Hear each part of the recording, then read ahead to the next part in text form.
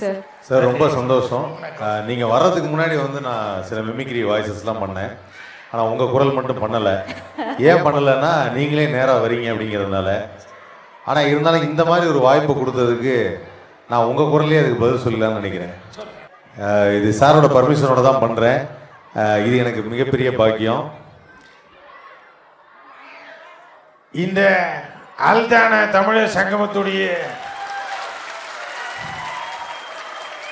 நிகழ்ச்சிக்கு வந்தது நான் ரொம்ப சந்தோஷப்படுறேன்.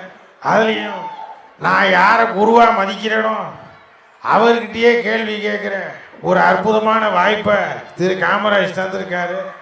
அதுக்கு நான் நன்றி தெரிவிச்சுக்கிறேன். நன்றி காமராஜ்.